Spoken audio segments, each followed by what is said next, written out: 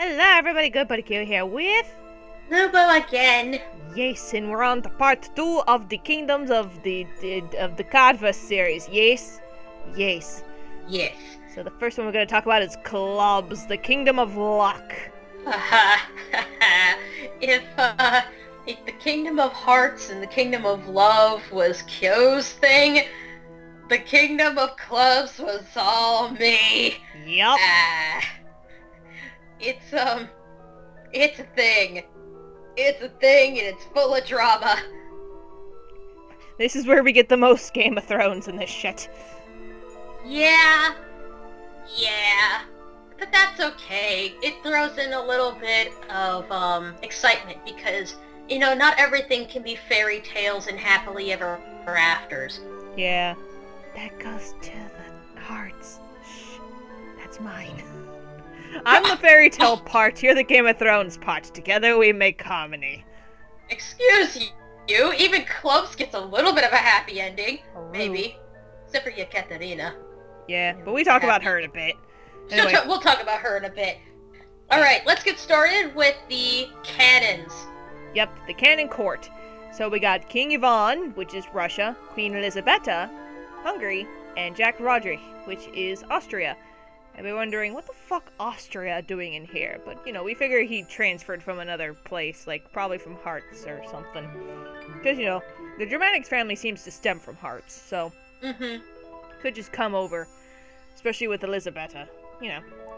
So, let's go on with the non-canon court. So we have the Ace, who is Taurus, who is Lithuania. He is also court magician, because he knows how to handle his shit. We got the 10, who is Felix, that is Poland.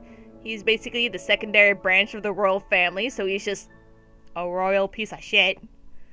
Rude. It's true. I say that in a loving manner. A royal piece of shit. Who owns a horse. Several horses. Yes, so many horse. Oh, so many horses. He's proud of them all. Yep. Then we got another number 10, that is Vladimir, which is Romania. He is a merchant. Nice. And then we got 9, which is Veronica, which is the Czech Republic, and the Queen's personal guard. She's recent. And then 8, which is Yekaterina, which is Ukraine. Former crowned princess. We talk about her in a bit. Because you may wonder, why is she so low? We'll talk about that in a bit. Then we have another 8, which is Alexander. That is Bulgaria. He is also a guard. 7, which is Eduard von Bach, which is Estonia, also a guard. And then number 6, little itty bitty Ravis, whatever how you pronounce it, who is Latvia, and he is the squire. He tries his best, but he mostly gets drunk. He tries. Everything's scary. Yeah, everything's scary, and his new boss, Veronica, kind of orders him around, and he is absolutely terrified of her. Yeah. Poor baby. Anyway, you're up. Alright. Clubbian language, Izumrud, excuse me. That's Russian for emerald. I may have pronounced it wrong. God help me, I don't speak Russian as a second language, or as a first language. You wouldn't guess it by how often I sing in it. It is the largest by population and raw land size, and it sports the largest standing army of the 4 existing kingdoms. It's also considered the most technologically backwards of all the kingdoms. The current king and queen have been pushing to fix all the damage that the last king left and improve foreign standing. Their land is very harsh, mountainous, and cold, with a short growing season. Root crops and cold-hardy grains make up the majority of their diet, so potatoes. If we have potatoes, we'll be fine. And things like winter wheat, barley, rye, that kind of stuff. The environment, that cold, harsh mountainous terrain, spawned their magic type, fire.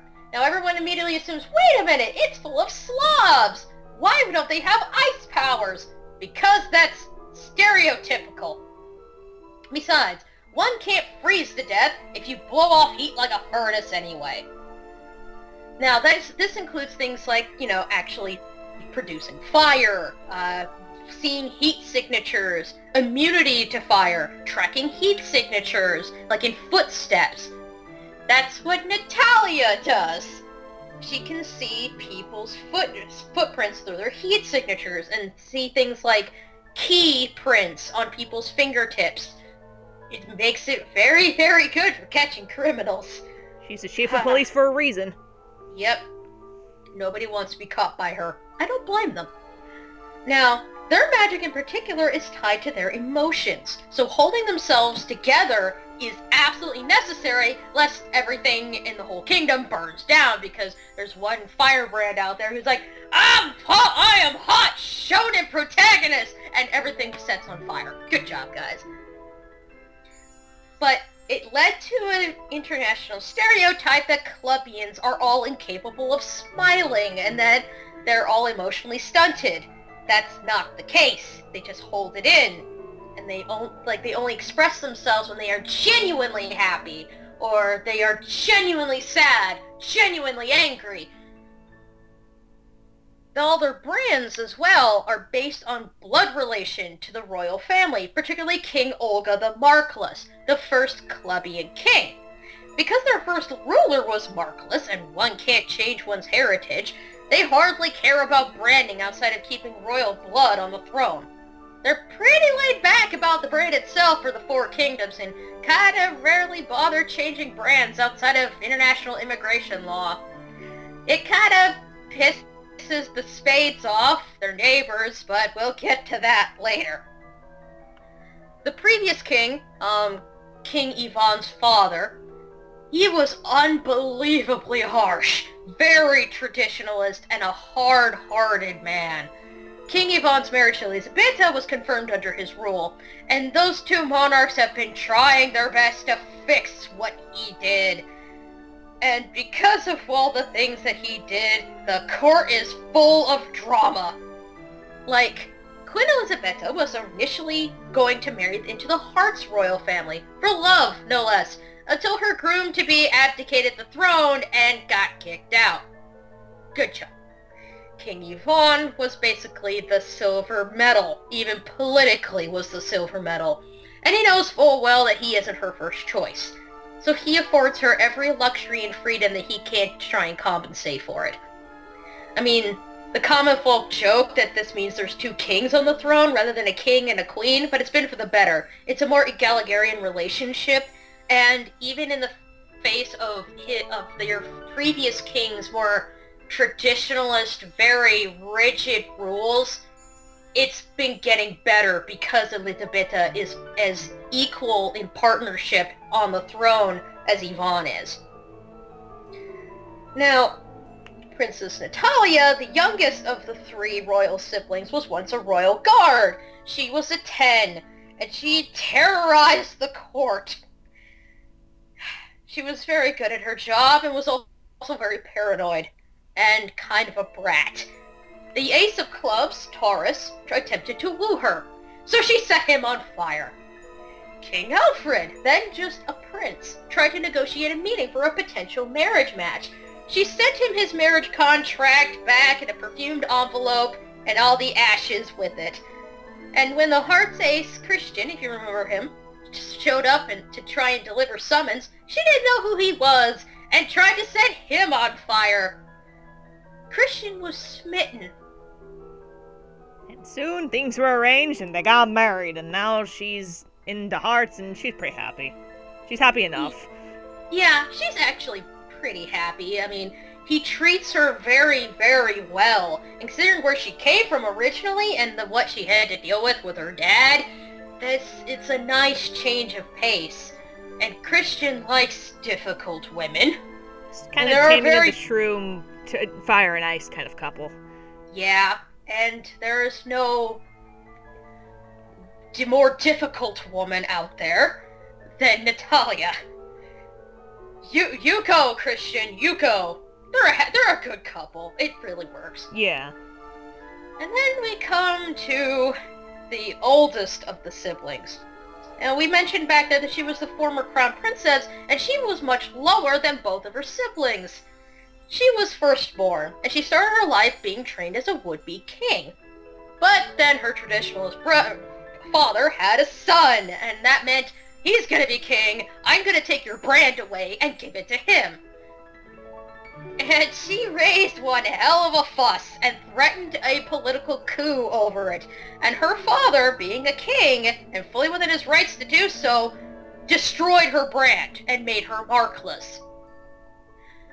Now, they had to wait until he died to fix this, and when Taurus managed to salvage it, her demotion was permanent at that point. She was demoted to an 8, and she can never go back up again, and because of that stigma that comes with being a markless in certain countries, she has never had a marriage prospect. Ever. She's probably going to die alone. Baby! Yeah. So sad!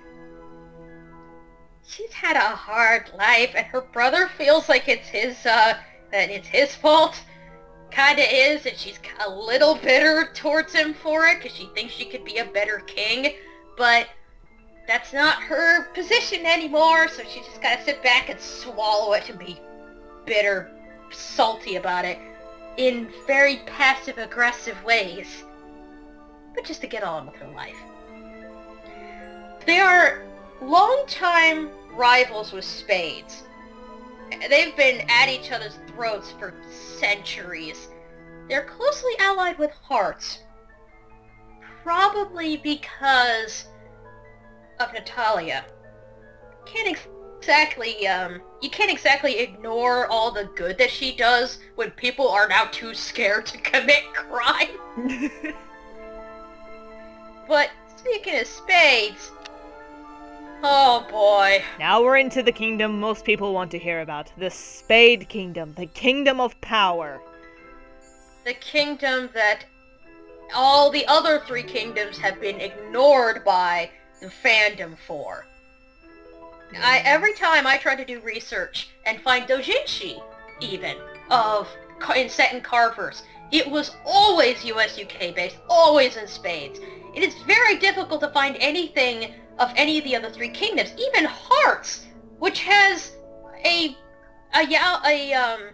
male-male couple on the throne. But mostly, like, my theory is it gets shaft because it's not technically Jurita, because, you know, Jurita, yes, it's an OTP of mine, but Japan's also really good too. It has its, you know, ways of doing it, but with them on the throne, it makes people go, eh, and whenever people do hard stuff, like, I know some people do Japan, and yes, good on them, yes, great, but a lot of people try to commit scandal to have Germany be with Italy, and it's like, come on, guys, really? Japan's nice. It's cute. It is. It's 2 awkward creatures. Awkward babies being in love. I love it. That was one of my motivations behind Hearts. It's like these 2 babies being in love. Yes. It's so beautiful. Then you have diamonds being altogether ignored, and clubs gets turned into the evil mastermind villains. Ooh. Except for Elizabetta basically doesn't exist, and it's only evil Yvonne. Ooh. Cat, it's okay. Evil Yvonne isn't coming for you. There's a cat Sorry over about there. that, guys. My cat decided to intro her opinion on all this.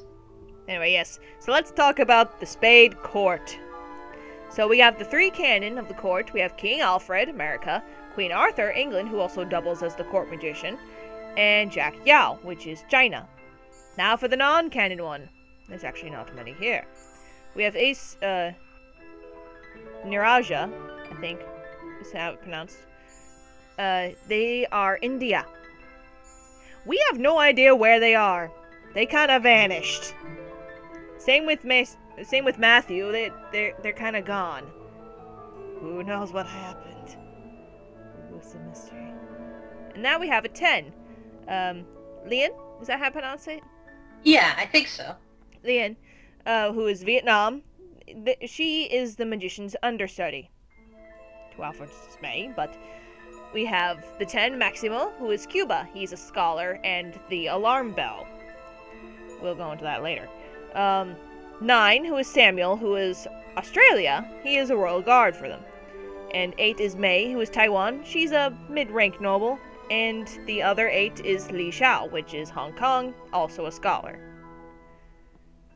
Now, the language here is Spadian, so it's gonna be English. Remember the magical ore that we talked about in the beginning in the first video? This country has the highest concentration of magical ore out of all of the 4 kingdoms. So almost everybody there can use magic in one way or another, and markless people are very rarely born there. They just can't make it out of the womb. So that ore kind of has a side effect, and you know, Spades kind of sports the smallest population by far of any of the 4 kingdoms. To compensate for this, they have the most advanced tech of the 4 kingdoms, with very limited steam power and mechanized farming equipment powered by this ore. And it's also one of the reasons why Alfred has glasses. Yep, he's one of the only people in the entirety of this world that has glasses. Austria also has glasses. I wonder why. Well, now, the Spades Kingdom is nearly completely surrounded by water. They are a land of storms, driving hurricanes, isolating tides. There's a single spit of land that connects it to the mainland, and it disappears when the tide comes in. So that more often than not, they are alone and surrounded by cat. Are you really okay? My cat decided to start eating everything because she's a horrible creature of the deep. Okay, sorry about that. And the whole kingdom is surrounded by very high storm walls. So they're kind of isolationist, and they have this idea that they're kind of above everybody else. They also have the largest navy by raw numbers and the largest militarized navy. They've harnessed storms to help themselves, and their magic is tied to that. It's lightning. Pure, unadulterated electricity. Yep, they use it to power themselves and power their machines. So they are walking tasers. They can start machines or fires with the palm of their hand. They can drive objects forward. And within the royal family, they have time-stopping magic. But it's very, very limited. So nobody's going to be stopping time for an entire day so that they can go conquer a country unimpeded or uninhibited. Because once they start to leave the relative bolstering strength of all that magic ore that's stuck in their soil and implanted in their stone, they start to kind of deflate. So they are incredibly high-powered on their own soil, but off the soil they don't do all that well. Yeah, especially when it's lightning, and that's kind of hard to control as is, you know, kind of hard to just make out of nothing, unlike the other elements are, so it's Unless they are particularly powerful, and the royal family generally is. They are, we'll get to them. Brands are taken at their literal value in Spades. If you remember, Spades is the kingdom of power, and power is absolute, and power remains at the top. If you are born a 2, you stay a 2 for the rest of your life, and marrying below you is considered a social faux pas. Even going upwards can be a problem. If you marry up in rank, say you are a 3, and you catch the eye of a 6, you marry into that family, you carry that stigma for the rest of your life that you were born a 3. You're just a peasant. You are always going to be a peasant, no matter how pretty the clothes that you are wearing are. Now, because brands can appear literally anywhere. As we all remember, it can literally pop up everywhere, even if it is usually within royal families and whatnot. That was the law that basically ensures that, you know, if you're a 2, you stay a 2, and that's it. That was put into place to keep the royal family from becoming inbred, because brands can pop up anywhere, and they need that fresh blood in a location that's relatively small and has a small population because of this magic ore that is basically power driving this place. So, instead, court magicians have been altering royal family members' brand numbers for generations to keep the power in the royal family's hands, and kinda fuck themselves over genetically in the process. King Alfred, though, is not a product of this royal family juniper bush. His mother, Queen Agnes, was the daughter of a merchant, whose queen brand appeared at random. He's genetically healthy. But King Alfred, good God, he is a genius! Oh, yes. Like, he's a type, like, again, we mentioned before that he does have the time-stopping power. He's a type that would stop time just so he can have time to research a thing. Like, he'll just come up with blueprints for things. Like, a lot of the mechanized stuff on, you know, in Spades was his idea. He is a genius. He likes to see things in order, in black and white. It is or it isn't. If the equation zeroes out, it's correct, no matter what you plug in at the beginning of it. He doesn't quite understand that human beings don't quite work like that. And that's what Arthur is for. Arthur is his buffer. He is his common sense. He's the man that says, "Now wait a minute, boy. You wait a minute. You want to what? That's stupid!" He uses the veto power a lot. Yes. He stops him from doing some really terrible things. Not because Alfred is evil or wrong. He just doesn't really compute that things can be seen in a different way. It either is his way, or it just doesn't compute. It doesn't zero out. The equation doesn't fit. The wheel cogs won't sync together. Yeah, like, he has theories that are great on paper, but, like, put to practice, it's horrible. And you just can't figure out why. Like the limited birth rate. Remember that magical ore? He thought that it would create a sort of golden age where everyone could focus on art and music and other pastimes if they were freed from physical labor, which occurs very slowly, naturally over time. He thought he could jumpstart the process by mining more of the ore.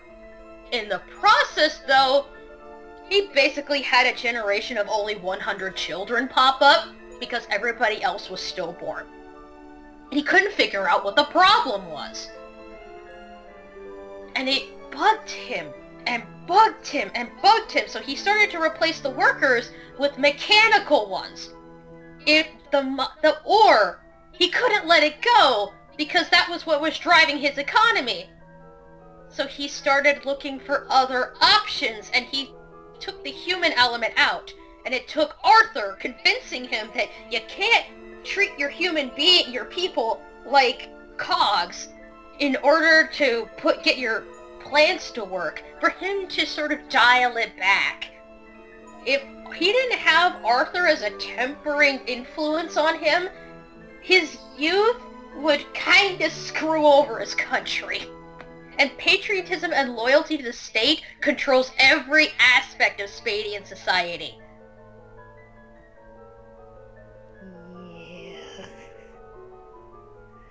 Not to mention, like, you may be thinking, oh, well, what about the Jack, though? What's he think of this? He's like, he doesn't give a shit, actually. The poor guy. We'll get to him. But he's very old. He is older than the Queen, who's the second oldest queen in the kingdoms. And he's He very clearly just doesn't want to be involved with any of this. He wants to gradually marry his family out of the country. And that's why, May and eventually Kiku were on the marriage list for Hearts. He doesn't want them to be there anymore. I feel genuinely bad for Yao. Because at one point, he was a king. And that's how we come to the Star Kingdom. Yep. Now, in Blackjack, there was once upon a time a fifth suit. The Star Suit. And I decided, well, what happened? Why is there all these different countries in places that don't quite belong? The pattern is broken in certain places, like with Austria amongst the clubs, and then there was weird people just hanging around in hearts and in diamonds. It didn't make any sense. Or in all these Western civilization areas, like in Spades, the Asian countries were there. It didn't make a lick of sense to me. And after I started figuring out immigration patterns, they all came from one central source, and that was Asia and the Middle Eastern countries. What happened to them? That's how the Star Kingdom was made.